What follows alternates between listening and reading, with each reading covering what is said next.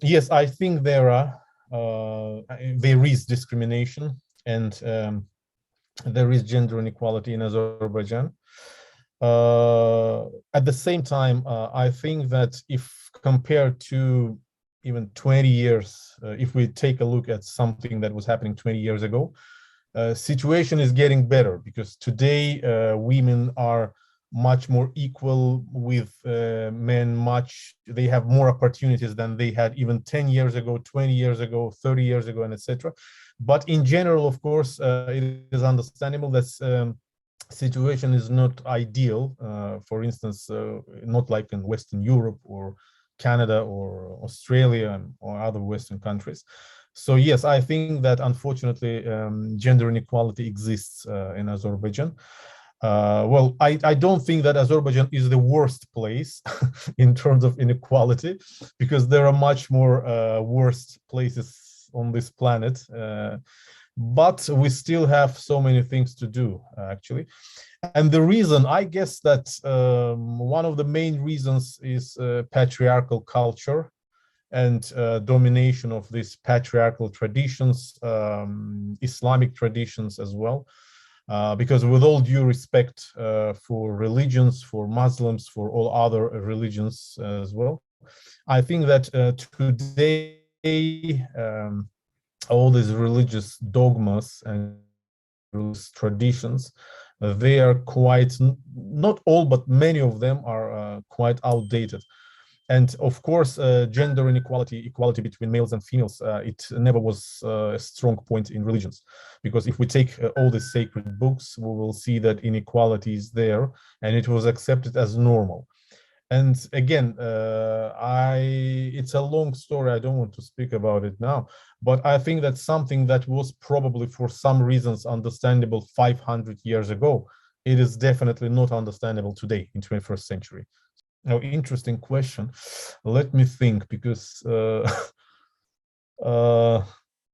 I think I have not seen something like that. But because my lifestyle is a bit different, so I don't communicate with humans who actually can deal with this discrimination or segregation.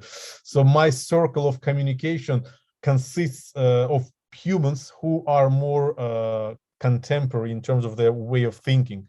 So I didn't meet these episodes, but I heard about these things. I read something in news, on online. So I remember that 5 or 6 years ago, I read that somewhere in one of the Azerbaijan regions, I don't exactly remember, was it Kurdamir or some other places, they were taking girls from schools after 7th grade in order to keep them at home, because their way of thinking was like, girl doesn't need education. That's why it's enough for her to have 6-7 years of secondary school, and after that she will stay at home and prepare herself for getting married and to live her life as a housekeeper or something like that.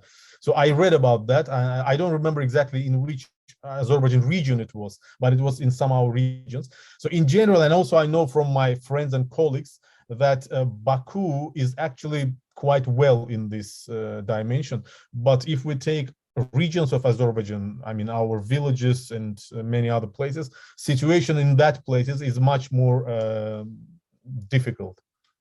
Whatever is the solution, we should start today, because it's a very long-term process. So just imagine hypothetically, if the government, first of all, the government needs to deal with this.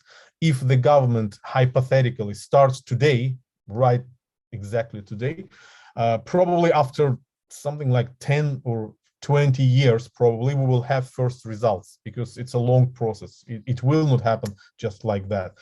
And I think that one of the main instruments is good education, especially in area of humanities, not a technical education, but humanities. And children should be taught these ideas, these concepts, these approaches, starting from secondary schools, not only at universities, but starting from, I don't know, from fourth grade, fourth class or fifth class. So when they are more or less appropriate for understanding these concepts. I mean, equality, gender equality, mutual respect, critical thinking. By the way, critical thinking is extremely important.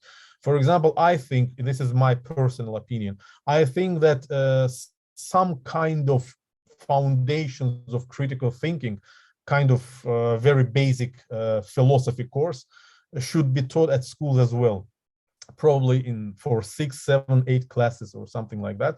Not philosophy, because it would be difficult, but kind of foundations of philosophy, critical thinking. Why should we think critically? Why it is important? Why actually girls and boys, they're equal, and men, women, they're also equal in terms of their brain, mental capabilities, intellect, and etc. So the only difference is physiological difference. And we also should explain to children as well as to, to students, that there were reasons, biological, historical reasons, why patriarchal structures have been constructed 1,000 years ago, or 2,000 years ago, or 5,000 years ago. So there were reasons for that. So I don't say that there were not. But those reasons were biological reasons, and kind of real life situations related, because I guess I was, during one of our lectures, I was speaking about that. I guess that biologically speaking, 5,000 years ago, the main purpose of, actually today it's also the main purpose, to survive, but back then human beings were able to survive by mainly by killing animals, bringing meat, and somehow feeding themselves, their women and children. And women, of course, were physically, they didn't have enough physical strength. That's why their duty was to take care of children, while men were hunting, gathering together and hunting, and etc. So it was really very important for that time. But times are changing, so we don't live already in caves, right? We mainly don't hunt animals. And we can, and women themselves, by their intellect, they can feed themselves as well.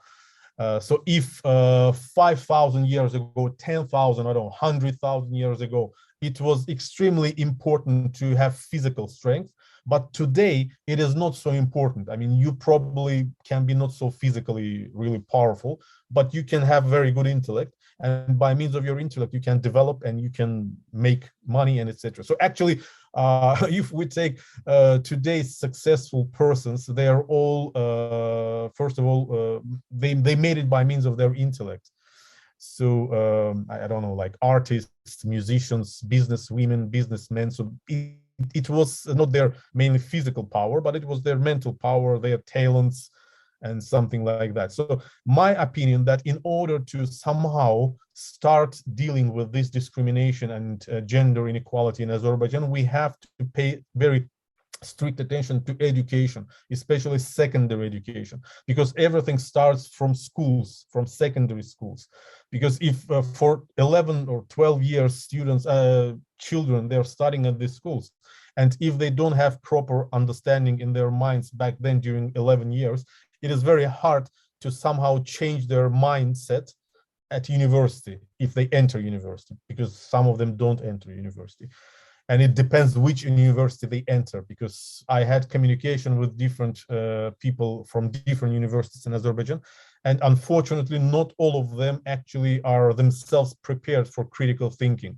They think that because some teachers, for instance, they don't like speaking about religion, criticizing religious norms, because they think that this is not appropriate. But I think that being polite, we have to speak about everything, because everything should be open for discussion.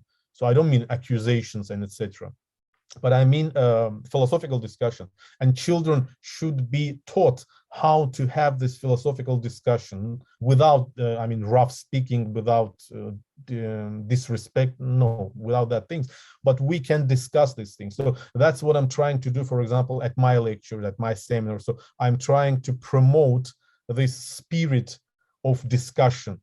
And I see that some students are better prepared to discuss, others, they don't like discussions because probably their mindsets are different. They are taught like that. So they think that it is, some things shouldn't be discussed. That's why I will not discuss it. So they simply memorize something kind of for me and just retell it. but that's not what I'm expecting from students. So actually, that's it.